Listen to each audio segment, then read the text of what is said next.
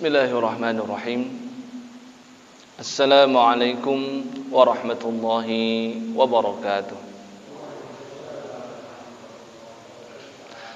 Innal hamdalillah nahmaduhu wa nasta'inuhu wa nastaghfiruh wa na'udzu billahi min shururi anfusina wa min sayyiati a'malina. May yahdihillahu fala mudilla lahu wa may yudlil fala hadiya lahu. Allahumma salli ala Muhammadin wa ala ali Muhammad kama sallaita ala ali Ibrahim wa barik ala Muhammadin wa ala ali Muhammad kama barakta ala ali Ibrahim fil alamin innaka Hamidum Majid. Allahumma subhanaka la ilma lana illa ma 'allamtana innaka antal alimul hakim wa 'allimna ma yanfa'una وانفعنا بما علمتنا ربنا زدنا علما وارزقنا فهما آمين يا رب العالمين. Amma ba'du. Baik Bapak Ibu sekalian yang dimuliakan Allah, pada hari ini atau pada malam hari ini kita akan melanjutkan pembahasan hadis yang arba'in, 40 hadis kompilasi yang berkaitan dengan akidah, dan saat ini insyaallah kita masuk kepada hadis nomor yang ke-14, yang mana hadis ini merupakan hadis yang diriwayatkan oleh Sayyidina Abu Dzar radhiyallahu taala anhu dari Bani Ghifar atau Al-Ghifari. Ya, Abu Dzar Al-Ghifari menceritakan bahwasannya Rasulullah sallallahu alaihi wasallam bersabda, "Mas samawatu sab'u fil kursiyyi illa ka halaqatin mulqatin bi ardi falatin wa fadlul 'arsyi 'alal kursiyyi ka fadli tilkal falati 'ala tilkal halaqah." Ya. Ada Pak di kitabnya. Dan hadis ini diriwayatkan oleh Abu Nuaim di dalam kitab beliau Hilyatul Awliya, dan juga diriwayatkan oleh Al-Imam Al-Baihaqi dalam kitab beliau Al-Asma was Sifat. Ya. Baik, mari sama-sama kita ulangi hadis ini. Bismillahirrahmanirrahim. Bismillahirrahmanirrahim. Mas samawatu sab'u fil kursiyyi illa ka halaqatin mulqatin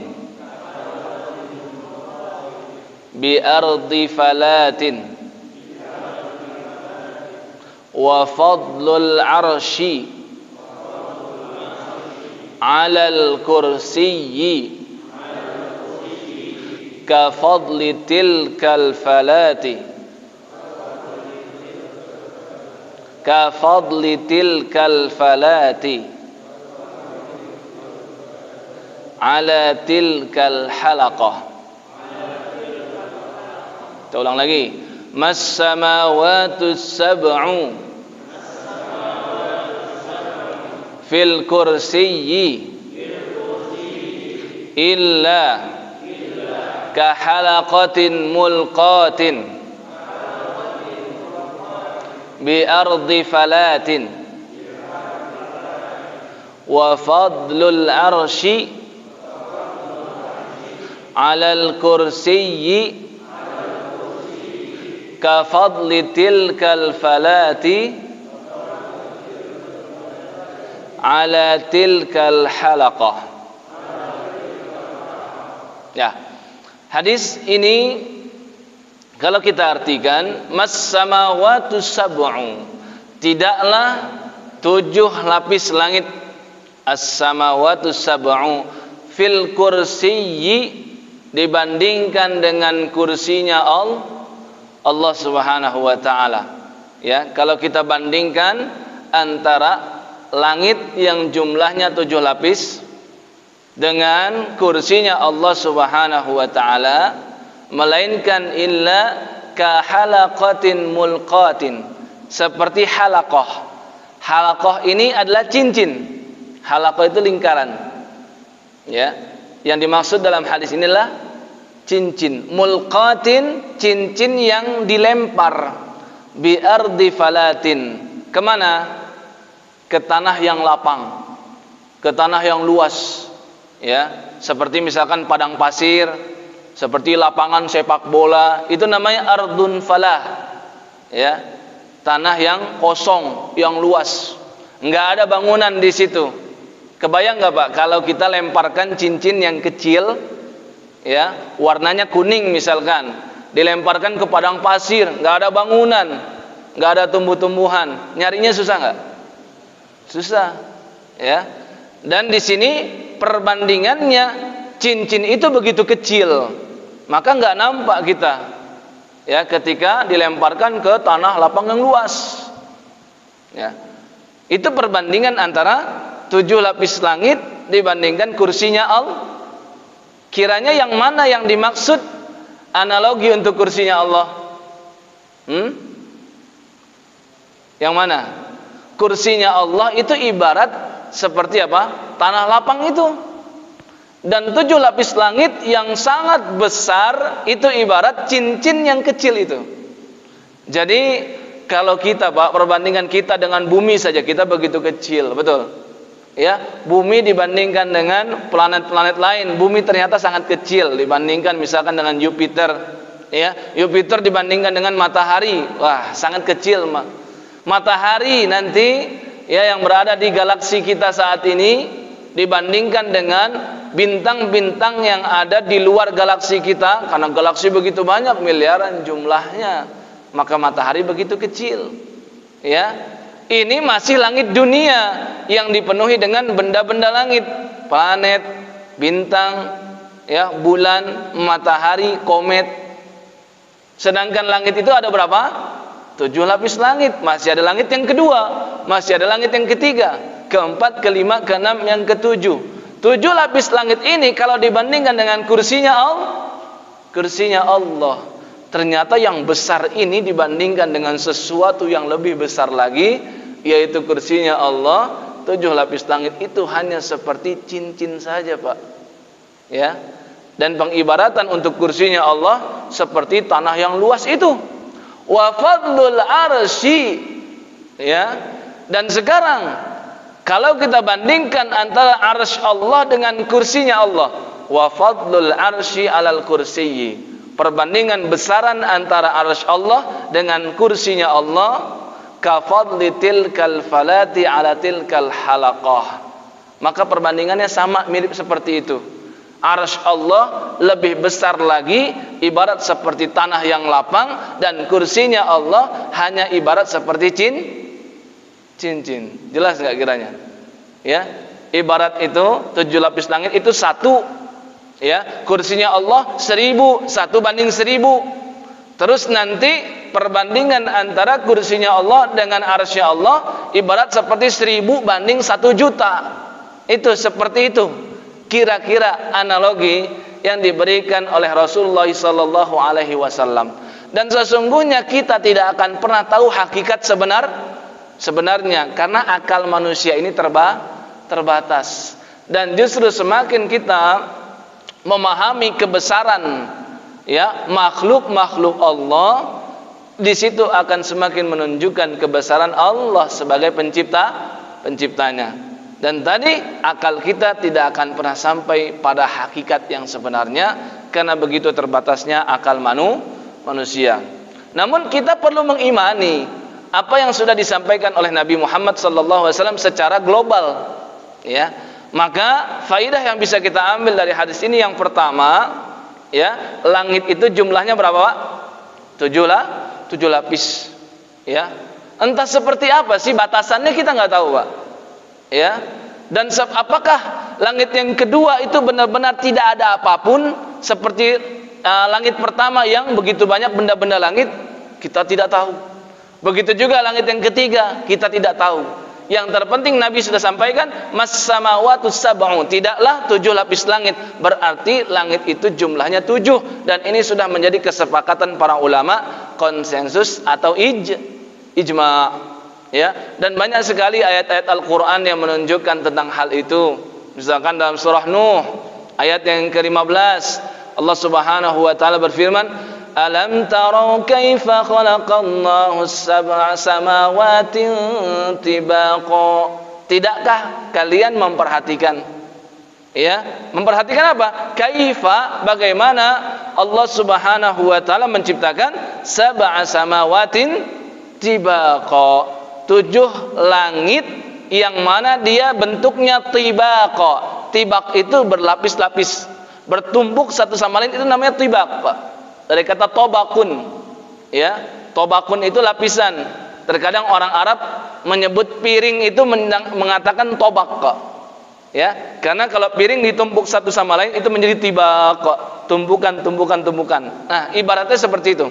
Alam tarau kaifa khalaqallahu sab'a samawatin tibaqa wa ja'ala al-qamara fihinna nura wa ja'ala asy-syamsa siraja. Dan di antara 7 lapis langit itu ada langit yang pertama atau langit dunia. Di situ Allah jadikan adanya bulan sebagai nur, cahaya yang mendapatkan pantulan dari benda langit yang lain, yaitu dari matahari. Ya, dan asyamsa, sedangkan matahari itu sebagai siraja, dia bersinar memiliki cahaya sendiri. Dan ternyata memang kalau diteliti oleh para pakar, bahwasannya bulan itu tidak bercahaya sebenarnya, dia hanya mendapatkan pantulan cahaya. Yang memiliki cahaya sebenarnya itulah matahari. Maka dibedakan bahasanya oleh Al-Quran, yang satu sebagai siraj, yang satu sebagai nurun. Ya, banyak sekali di ayat-ayat yang lain. Misalkan surah An-Naba, banyak di antara kita yang hafal surah An-Naba. Ya, di ayat yang ke-12 misalkan Allah Subhanahu wa taala juga terangkan bahwasannya langit itu jumlahnya ada berapa? Ada 7. Apa kata Allah Subhanahu wa taala? Wa banaina fawqakum sab'an shidada. Ya, Allah mengawali tentang ciptaannya dalam surah An-Naba di ayat yang ke-6, alam naj'alil arda mihada. Ya, apalagi kata Allah? Banyak. Di situ ada wa ja'alna naumakum subata, di situ ada wa ja'alna laila libasa.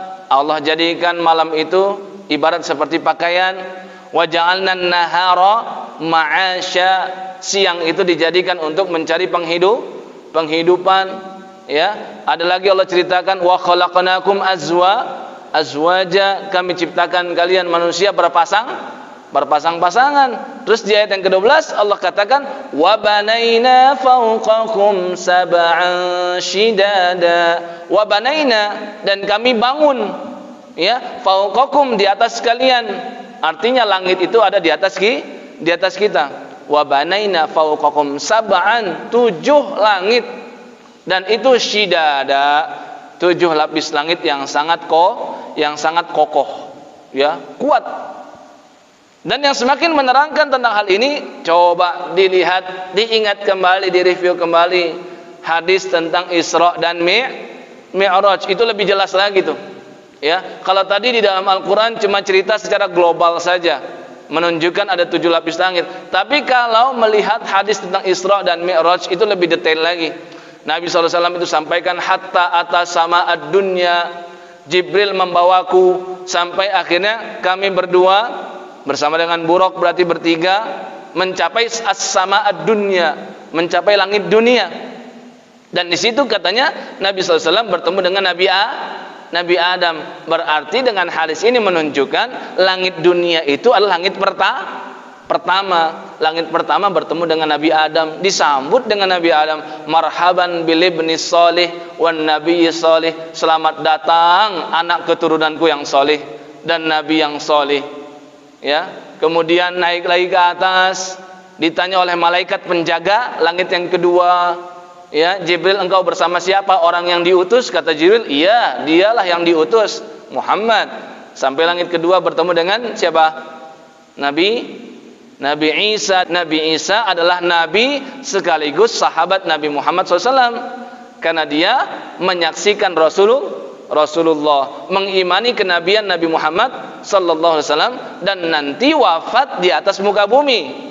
Ya, beliau turun dulu kan, di antara tanda kiamat kubra Nabi Isa itu turun. Ya, mengapain beliau? Menghancurkan salib, membinasakan khinzir, babi, ya, dan mendakwakan dakwah apa?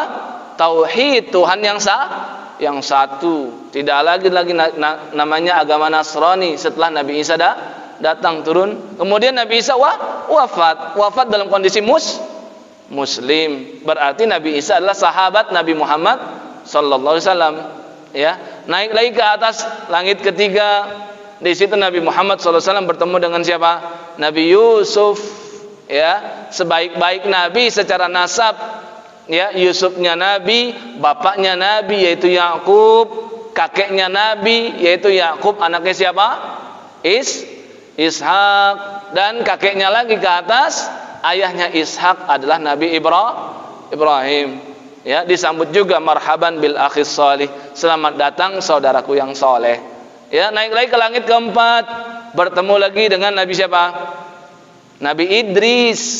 Ya, sama disambut juga marhaban bil akhis salih. Langit kelima Nabi Harun bertemu, langit keenam Nabi Musa alaihi salatu wassalam, dan langit ketujuh bertemu dengan Nabi Ibrahim. Kisah Nabi Muhammad SAW ketika beliau tuturkan sampai ke langit yang ketujuh, ya, di situ ada namanya Baitul Ma'mur, ya, yang mana itu adalah Ka'bahnya penduduk langit. Kalau ada Ka'bah penduduk bumi itu ada di Makkah Al-Mukarramah, tawaf di sana jutaan manusia. Kalau Ka'bahnya penduduk langit namanya Baitul Ma'mur, malaikat datang. Dan malaikat yang sudah pernah tawaf di sana nggak akan pernah datang lagi. Malaikatnya selalu baru setiap hari. Ya, dalam sebuah riwayat dikatakan 70.000 malaikat, setiap hari ganti lagi. Yang sudah pernah datang nggak akan pernah datang lagi. Setelah itu apa? Kata Nabi SAW, nggak ada langit ke-8. Setelah itu naik lagi ke atas, adanya namanya Sidratul Muntaha. Disebut dengan Muntaha, itu akhir. Berarti hadis dan ayat-ayat Al-Quran ini menunjukkan berapa? 7 lapis langit, dan itu sudah sepakat para ulama. Ya, dan Allah menyeimbangkan, kalau langit itu ada 7, maka bumi pun juga ada 7 lapis, tapi lapisannya berbeda. Ya, tidak sama. Ya, sebagian ulama mengatakan yang dimaksud lapisan-lapisan tanahnya. Ya, maka kita lihat dalam surah At-Talaq ayat yang terakhir, ayat ke-12. Allahul ladzi khalaqa sab'a samawatin wa minal ardi mithlahunna. Allah lah yang menciptakan 7 lapis langit, wa minal ardi, dan Allah yang juga menciptakan bumi, mithlahunna. Mithlahunna itu semisal dengan langit, yaitu ada 7 lapis bumi. Ya, makanya hadis tentang ancaman yang berani-berani, ya, ngambil tanah milik orang lain, Pak. Nah, itu kan ada hadis yang begitu keras, ancaman siapapun yang berani menggeser patok punya orang, ya, dia sudah jelas tanahnya cuma segini, bersebelahan dengan tanahnya orang lain, ada patoknya, dia geser barang sejengkal aja, itu nanti akan apa? Tanah itu akan dibawa ke yaumil qiyamah, dililitkan ke lehernya, dan kata Nabi sallallahu alaihi wasallam itu sab'a aradin. Tidak hanya lapisan yang awal saja, tapi 7 lapis bumi itu sepanjang dia mengambil, menyerobot itu akan dililitkan ke lehernya. Wah, ini ancaman bagi yang suka ngerebut tanah orang lain. Ya, ini sangat berbahaya. Yang kedua yang kita bisa ambil dari hadis ini, ketika Nabi SAW sampaikan mas samawatu sab'u fil kursi, ada yang namanya kursi. Bukankah ada namanya ayat kursi, ya, satu ayat yang paling agung dari ribuan ayat di dalam Al-Quran. Nabi SAW itu pernah menyebutkan beberapa keutamaan Al-Quran.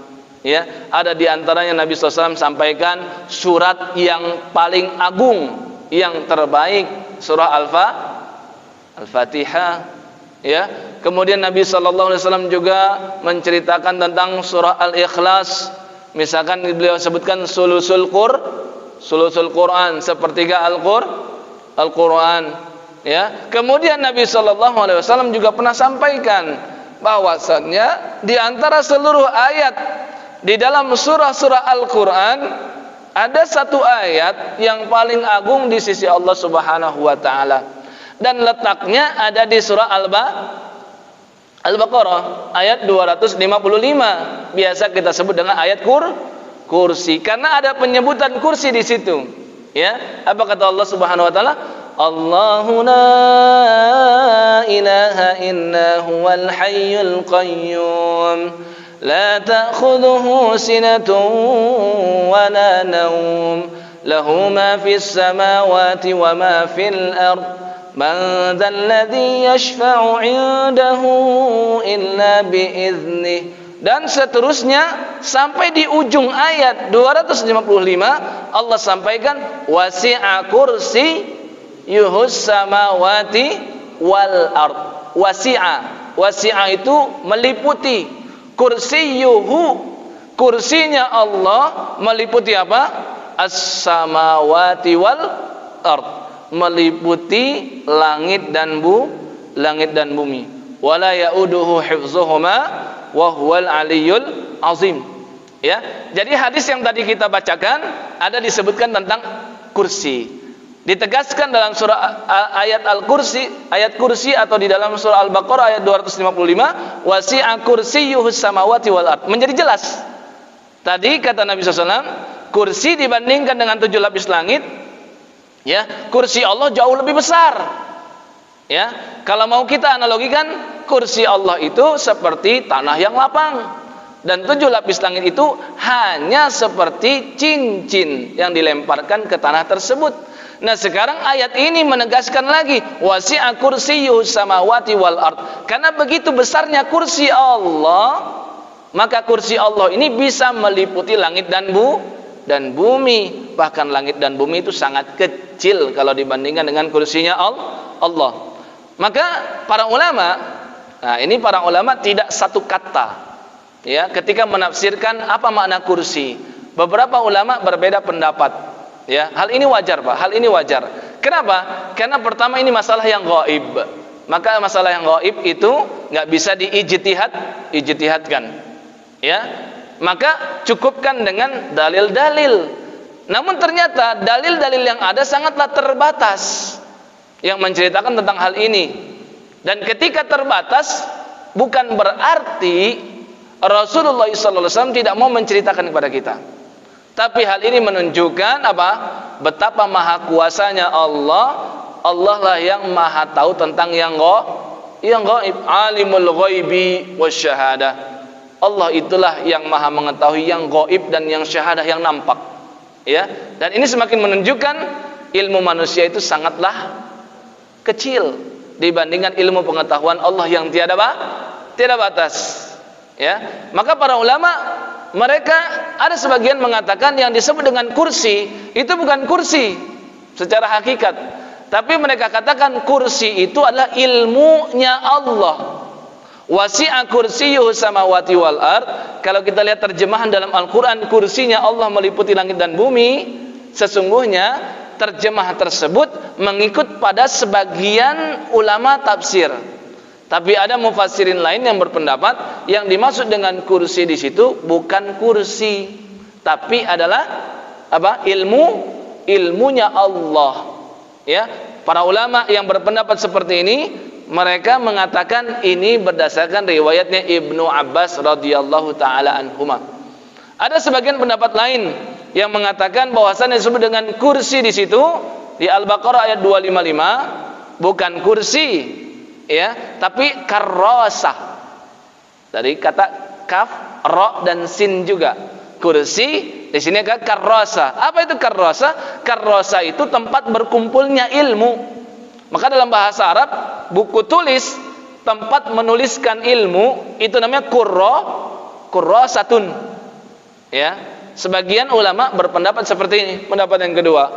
Sebagian lain mentakwilkan, ya, bukan makna hakikatnya kursi. Kenapa? Dikhawatirkan nanti mentajsimkan. Ya, mentajsim itu adalah apa? Menjisimkan Allah, menganggap Allah itu berbentuk seperti tubuhnya manusia. Ya, sehingga mereka mentakwilkan. Maka mereka berpendapat yang dimaksud dengan wasi'a kursiyyuhu itu bukan kursi sebetulnya, tapi adalah qudratullah, kuasa Allah Subhanahu wa taala dalam mengatur langit dan bumi. Wasi'a kursiyyuhu samawati wal ard. Sebagian lain mengatakan yang dimaksud kursi ini bukan makna hakikat tapi makna majazi. Ya. Ya, itu adalah maksudnya menunjukkan kebesaran Allah. Ya. Cukuplah kita katakan Allah Maha Besar ketika di situ dikatakan kursinya Allah Subhanahu wa taala meliputi langit dan bumi, berarti Allah Maha Besar. Ya. Kemudian sebagian lain mengatakan yang dimaksud dengan kursi itu sama dengan arsy. Ada kursi, ya, ada arsy, itu sesuatu yang sama. Sebagian ulama mengatakan begitu. Walaupun tadi kalau kita bahas hadisnya jelas sekali ya, hadisnya membedakan antara kursi dengan arsy. Ya, pendapat yang keenam, pendapat yang terakhir, ya, pendapat ini juga dinisbatkan kepada Ibnu Abbas radhiyallahu taala anhuma. Ya, dan beberapa dalil-dalil menguatkan pendapat yang keenam yang terakhir ini. Yang dimaksud dengan kursi itu adalah tempat kakinya Allah. Ya, tempat kakinya Allah Subhanahu wa taala yang ada di bagian depan di bawah arsy. Jadi kalau kita bayangkan kursi itu, Pak, ada tempat duduk dan ada tempat kaki. Nah, ibaratnya seperti itu. Dan ini tidak menunjukkan tajsim. Kenapa? Karena ada hadis-hadis yang menunjukkan tentang hal itu. Dan cukup kita katakan bahwasannya Allah dan Rasul yang mengabarkan seperti ini tanpa kita kaifiatkan, tanpa kita ilustrasikan. Seperti apa? Yang berikutnya, bahwasannya kursi dan arsy itu bukanlah zat Allah, tapi kursi dan arsy adalah makhluknya Allah. Jelas nggak sampai sini? Ya, arsy dan kursi itu juga makhluknya Allah, sama seperti kita. Kita juga makhluk kok. Yang kekal abadi itu hanyalah Allah. Wa yabqa wajhu rabbika dzul jalali wal ikram. Yang yabqa itu adalah Allah Subhanahu wa taala. Ya, maka sebagian ulama melemahkan pendapat pertama dan yang kedua. Kenapa? Pendapat pertama yang mengatakan ilmunya Allah dan tempat berkumpulnya ilmu, kalau dilihat dari bahasa Arab, kursi itu sangat jauh dengan makna tersebut. Ya, maka sebagian ulama melemahkan. Sebagian ulama menolak ayat ini ditakwil dengan makna qudrah. Karena sebisa mungkin ayat Al-Qur'an itu tidak ditakwil, karena takwil itu adalah memalingkan dari makna yang sebenarnya. Meskipun kita katakan ulama yang mentakwil pun mereka itu khawatir kalau nanti ditajsim. Ya, jadi ada sebagian ulama yang pro terhadap takwil. Mereka punya alasan tersendiri karena dikhawatirkan nanti mentajsimkan Allah. Tapi ada sebagian ulama tidak mau mentakwil. Kenapa? Karena ada dalil lain yang mengatakan seperti itu. Nanti akan kita lihat, ternyata ada di dalam Sahih Al-Bukhari dan Imam Muslim menunjukkan Allah memiliki kaki. Tapi jangan kita ilustrasikan atau kita bayangkan kakinya sama dengan kakinya manusia. Cukup kita katakan Allah dan Rasul yang mengabarkan tentang kakinya Allah. Nanti akan kita sampaikan hadisnya tentang neraka jahanam. Namun tanpa kita kaifiatkan, tanpa kita ilustrasikan. Nah, di antara riwayat yang menunjukkan penguatan terhadap pendapat bahwasannya kursi itu adalah bagian daripada arsy. Ya, makanya tadi hadis yang kita bahas, arsy itu jauh lebih besar dibandingkan kursi. Ya, riwayatnya Sa'id bin Jubair, seorang tabi'in rahimahullah, yang mana dia mendapatkan dari Sayyidina Ibnu Abbas radhiyallahu taala anhuma. Ibnu Abbas ketika mentafsirkan surah Al-Baqarah ayat 255 alias ayat kursi, Ibnu Abbas berkata, al-kursiyyu mawdi'u qadamaihi. Ibnu Abbas yang berkata. Ya, jadi asal pendapat yang mengatakan kursi itu tempat kakinya Allah, itu ternyata berasal dari perkataan Ibnu Abbas. Ibnu Abbas berkata, al-kursi, kursi itu mawdi'u qadamaihi, tempat kakinya Allah Subhanahu wa taala. Wal arsyu la yuqdaru qadruh. Sedangkan arsy itu tidak bisa diperkirakan ukurannya, lebih besar lagi. Dan ini ada di dalam Mustadrak Imam Al-Hakim. Ya, jadi ini bukan riwayat yang sembarangan gitu, bukan sembarang pendapat gitu maksudnya. Ya, begitu juga Ibnu Hajar Al-Asqalani. Ibnu Hajar Al-Asqalani, tahu Pak siapa? Yang mensyarah Sahih Imam Al-Bukhari. Beliau punya kitab namanya Fathul Bari fi Syarhi As-Sahihil Al-Bukhari. Ya, Imam Ibnu Hajar Al-Asqalani beliau mensahihkan riwayat Sa'id bin Jubair ini dan beliau berkata walahu syahidun an Mujahid. Tidak hanya Sa'id bin Jubair yang mengambil riwayat dari Ibnu Abbas, tapi ada tabi'in lain yang bernama Mujahid. Ya, itu juga menguatkan pendapatnya Sa'id bin Jubair. Ya, dan ini sanadnya sahih. Ya. Nah, sekarang coba kita dengar hadis yang menceritakan tentang kakinya Allah. Ya, tanpa kita ilustrasikan. Ya, karena Nabi SAW yang sampaikan, ketika Allah Subhanahu wa taala berfirman dalam surah Qaf, surah yang ke-50 ayat 30, "Yauma naqulu li jahannam hal imtalat wa taqulu hal mim mazid."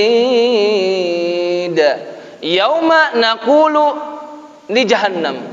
Ingatlah pada hari di mana Allah akan berfirman kepada neraka Jahannam. Jadi neraka Jahannam bisa berbicara. Halim talati, Allah bertanya, halim talati, wahai neraka Jahannam, apakah kamu sudah penuh? Ya, sudah penuh belum? Ya, sudah penuh oleh para penduduk neraka. Sudah nggak ada tempat lagi. Neraka menjawab apa? Hal mim mazid, masih ada yang mau ditambah? Artinya neraka mengatakan masih kosong. Ya, silakan masukkan lagi ya Allah, masukkan lagi penduduk neraka sini. Kata neraka Jahannam. Jadi dalam surat Qaf ayat 30 Allah berfirman, "Yauma naqulu li jahannam hal imtalati wa taqulu hal mim mazid." Neraka Jahannam justru menjawab hal min mazid. Masih mau ada yang mau ditambah ya Rabb, masih ada yang mau ditambah. Kata Nabi SAW, Nabi mentafsirkan ayat ini. Nah, jadi kadang Nabi itu mentafsirkan ayat Al-Quran. Ya, kata Nabi Muhammad SAW, yang mana hadis ini disampaikan oleh Sayyidina Abu Hurairah radhiyallahu taala anhu. Dia mendengar Nabi SAW, yuqalu li jahannam halim talati. Kelak nanti yaumul qiyamah, neraka Jahannam akan ditanya oleh Allah halim talati. Nah, mirip kan seperti ayatnya. Wahai Jahannam, apakah kamu sudah penuh? Wa taqulu hal min mazid, dan neraka akan terus menjawab masih ada tambahan. Terus ditanya, terus menjawab. Terus ditanya, terus menjawab. Kapan berakhirnya neraka Jahannam menjawab? Ketika apa kata Nabi SAW? Fayadha'ur Rabbu tabaraka wa ta'ala qadamahu 'alaiha. Nah ini, qadam itu artinya kaki, sampai akhirnya Allah Subhanahu wa taala meletakkan kakinya di atas neraka Jahannam, fataqulu qat. Maka disitulah neraka Jahannam tidak lagi menjawab hal min mazid.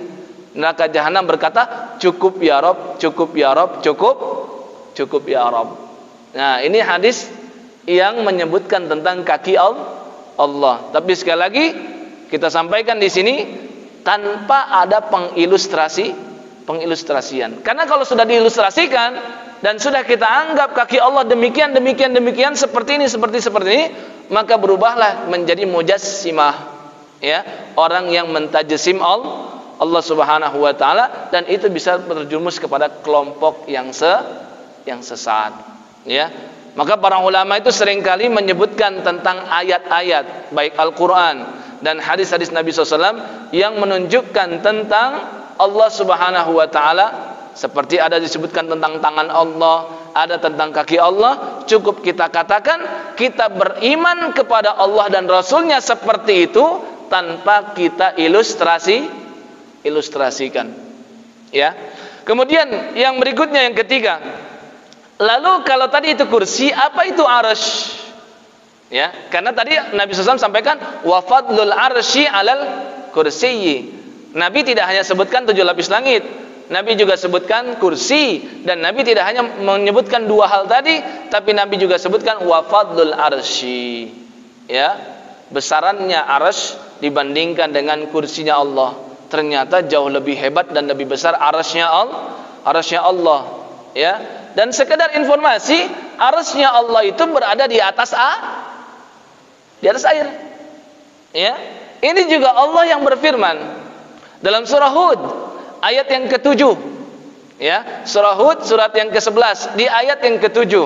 Allah Subhanahu wa taala berfirman, wa huwal ladzi khalaqas samawati wal arda fi sittati ayyamin wa kana 'arshuhu 'alal ma' wa kana 'arshuhu 'alal ma'.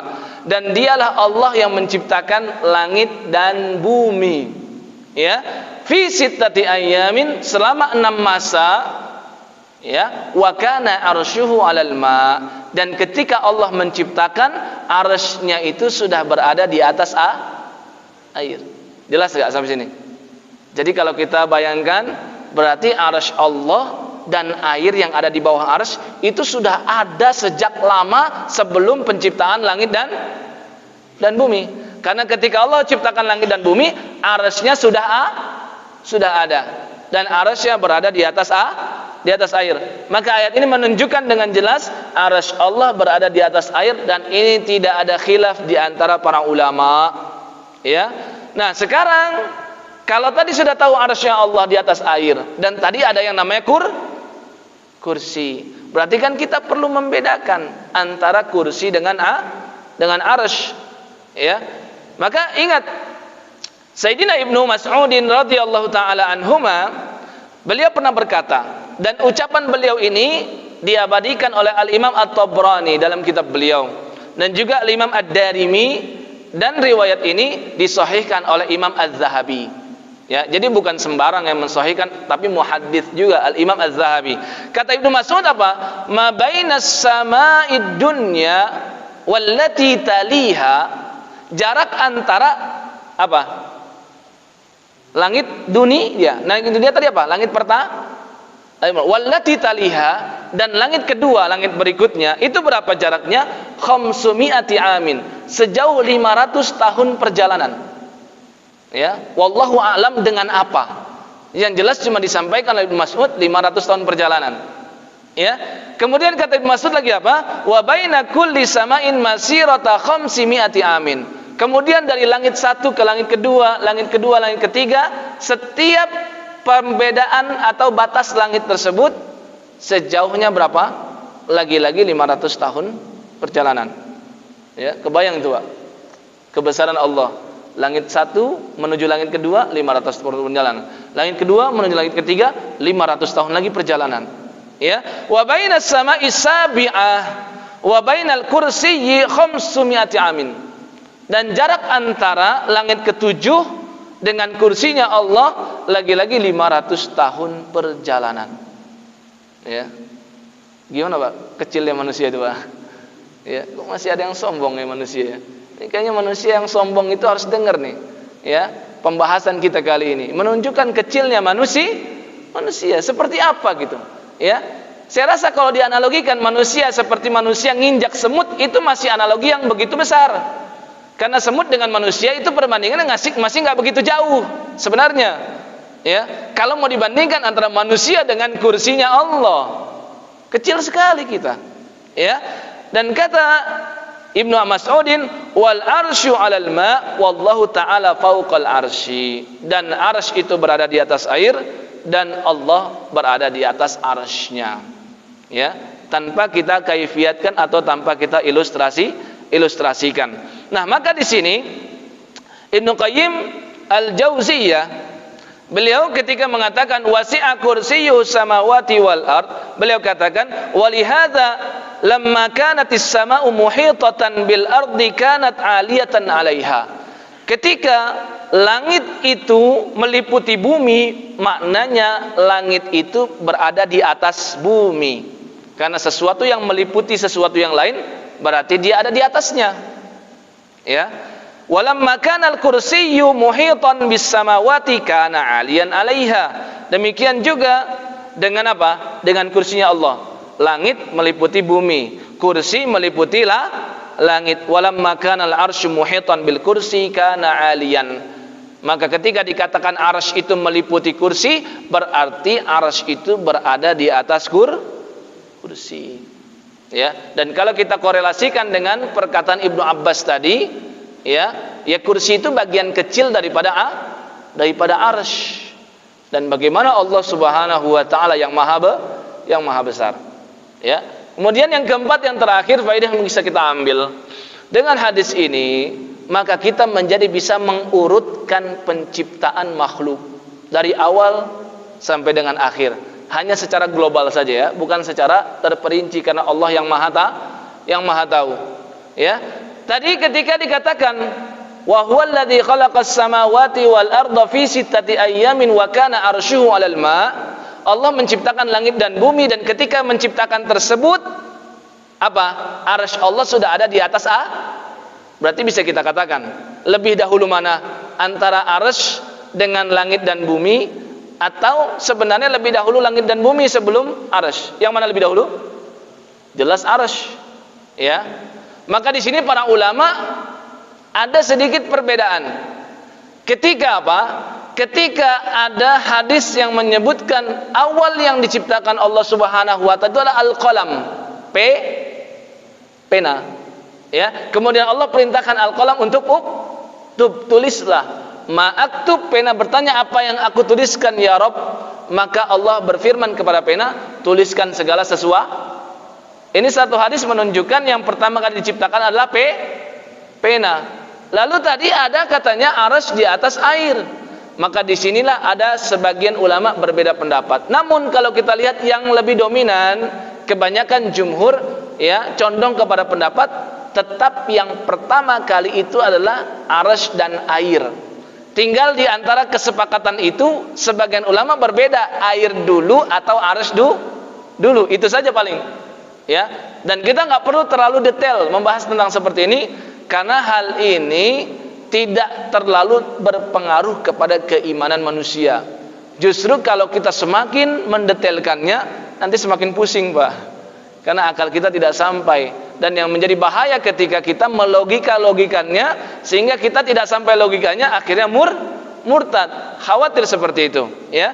Dari sini kita lihat bahwasannya ada seorang sahabat yang bernama Abu Razin bertanya kepada Nabi SAW, ya Rasulullah, aina kana rabbuna qabla an yakhluqa khalqah. Saya mau tanya nih, kata Abu Razin, di mana letak Allah sebelum dia menciptakan segala sesuatu? Wah, ada sahabat yang nanya kayak gini, Pak. Apakah Rasul mencela? Apakah Rasul menghardik? Apakah Rasul mukul dia? Atau apakah Rasul mengatakan ente harus syahadat ulang nih? Ya, ternyata Rasulullah SAW justru menjawab. Dan jawaban ini menunjukkan kalau ada orang yang bertanya tentang masalah akidah seperti ini, ya, jangan kita katakan Anda sesat. Jangan kita katakan wah, keimanan ente ini bermasalah. Ente harus syahadat lagi. Jangan kita katakan begitu, karena Rasulullah SAW menjawab. Apa kata Rasulullah SAW? Kana fi amain. Allah itu sudah ada. Dan fi amain, ama itu adalah tidak ada sesuatu. Ya, ma tahtahu hawa wa ma fawqahu hawa. Di atas Allah tidak ada udara, dan di bawah Allah tidak ada udara. Karena udara itu adalah ciptaan Allah. Allah sudah ada tanpa ada sesuatu. Wa khalaqa arsyahu 'alal ma. Baru setelah itu Allah ciptakan arsy di atas Berarti dari sini kan jelas yang lebih awal sebelum pena itu adalah arsy dan air. Ketika para ulama mengurutkan, ya, maka sebagian ulama mendetailkan sehingga mereka mengurutkan antara arsy dengan air. Mereka memilih air terlebih dahulu. Ya.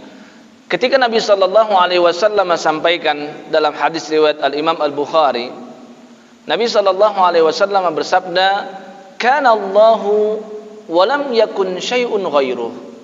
Allah itu sudah ada. Ya. Walam yakun syai'un ghairuh, dan enggak ada sesuatu apapun selain Allah ketika itu. Allah sendirian. Ya. Wa kana arsyuhu 'alal ma, dan arsy Allah berada di atas air. Wa kataba fi dzikri, dan Allah Subhanahu wa taala menuliskan di Lauhul Mahfuz kulla syai', segala sesuatu. Berarti dari sini enggak ada pertentangan antara ya, hadis yang menunjukkan pena yang pertama kali diciptakan. Ya, yang dimaksud dengan Nabi SAW yang pertama kali diciptakan pena itu adalah setelah Allah menciptakan arasy dan air. Maka dengan hadis Bukhari ini menjadi jelas, ya, arasy dan air lebih dahulu daripada pena. Kenapa? Kata Nabi SAW, wa kana arsyuhu 'alal ma' wa kataba fi dzikri kullasyai. Rasul mengurutkan di situ. Baru setelah itu Allah tuliskan di Lauhul Mahfuz segala sesuatu yang terjadi, apalagi wa khalaqas samawati wal ard. Barulah setelah itu Allah ciptakan langit dan bumi. Dan di riwayat yang lain Allah menciptakan langit dan bumi 50.000 tahun, ya, setelah Allah menuliskan segala sesuatu di Lauhul Mahfuz, ya. Jadi ini nih, luar biasa. Ya, alam semesta ini begitu menunjukkan kebesaran Allah Subhanahu wa taala. Adapun sebagian ulama yang lebih merincikan, mereka mengatakan arasy dibandingkan dengan air, itu air lebih dahulu. Mereka melihat keumuman ayat dan hadis yang menunjukkan segala sesuatu itu diciptakan ada unsur air. Ya. Misalkan Allah Subhanahu wa taala berfirman dalam surah Al-Anbiya ayat 30, ya, awalam yaral ladzina kafaru annas samawati wal arda kanata ratqan fafataqnahuma waja'alna minal ma'i kulla syai'in hayyin afala yu'minun. Tidaklah orang-orang kafir memperhatikan bahwasannya dahulu langit dan bumi itu satu, kanata ratqan fafataqnahuma, kemudian kami pisahkan. Ini yang sering disebut oleh para pakar dengan teori apa? Big Bang. Ya. Jadi Allah sudah menceritakan hal itu. Ya, wa ja'alna minal ma'i kulla syai'in hayyin, dan Allah jadikan segala sesuatu itu menjadi hidup dengan air. Ada lagi juga sahabat Nabi datang kepada Nabi SAW. Ya Rasul, setiap kali aku bertemu dengan engkau hatiku menjadi sejuk. Ya. Tolong katakan kepadaku tentang, ya, segala sesuatu itu awalnya seperti apa. Maka Nabi sallallahu alaihi wasallam sampaikan segala sesuatu itu tercipta dari air. Sedangkan arasy itu juga sesuatu. Maka sebagian ulama condong airlah yang lebih awal dibandingkan arasy. Maka Imam Ibnu Rajab Al-Hambali mengatakan aslu jami'al makhluqati al-ma'. Asal segala sesuatu, asal seluruh makhluk itu dari air. Di antaranya arasy-Nya Allah. Wallahu taala a'lamu bis-shawab.